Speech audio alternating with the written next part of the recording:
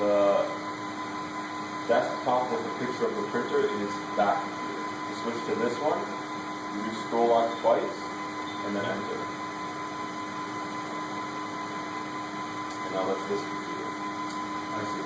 So you have a computer in here, and you push scroll down. Scroll lock twice. Scroll up twice. Enter. Yeah, now we're on this computer. Yeah.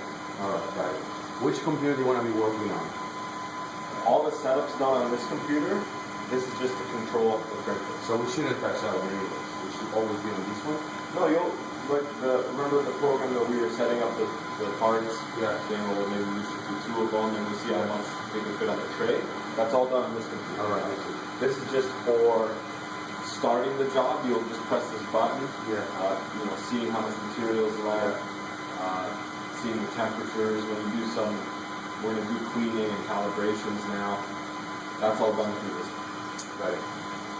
So, we can take the parts off. Mm-hmm. We're going to use this, just a spatula. And the software automatically builds about a mil and a half of pedestal, we'll call it. And this pedestal is support material. Okay. So if you look into the cartridges over here, we have model material, which is the white stuff, and support material. The support material is a lot softer, it's like a wax, right?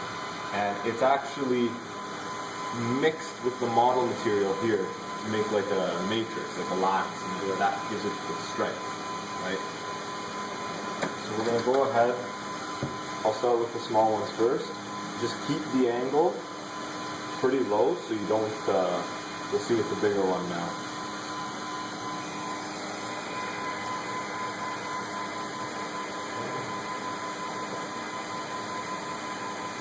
So you want to keep the angle low for this big one. If I keep it high like this, I might bend the part and break it. So just slowly work it. And make sure when you get close to the end, you hold the spatula back, because if you keep on pushing, you might, ram it into the head over there.